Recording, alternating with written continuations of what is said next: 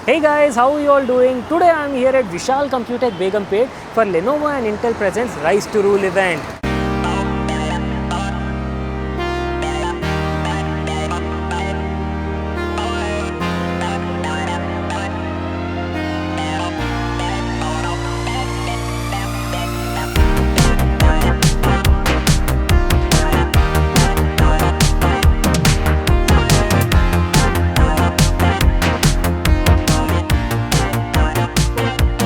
It was a super fun event where Lenovo showcased their entire lineup of gaming laptops like the Legion series and the LOQ series, including their all-new Yoga Slim 7i Aura Edition laptop as well.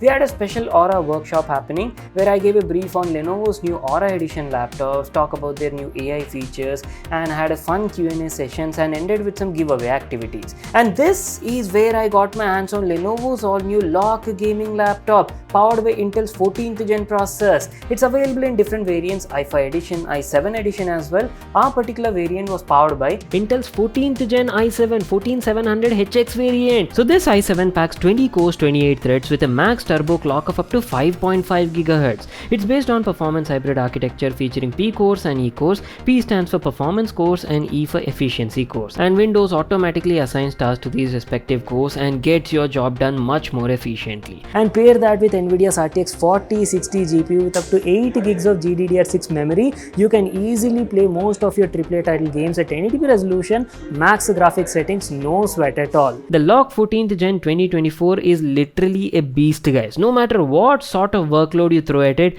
it was handling it like a champ. Ran over like a dozen edge tabs at the same time, having 1440p videos running on YouTube, browsing the web, and simultaneously photo editing as well. Nothing, no slowdowns whatsoever.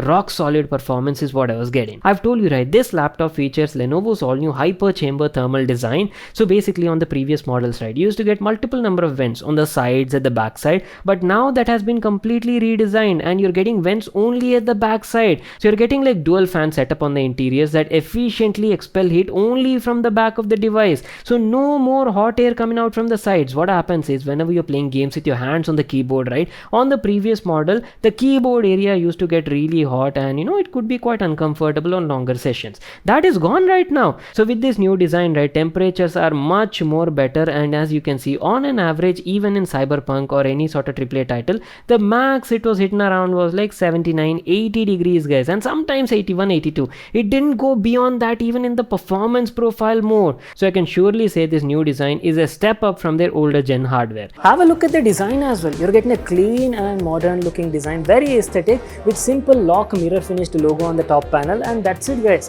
If you ask about the build quality is also very good. The body is actually military standard 810H rated, so you don't need to worry about the durability.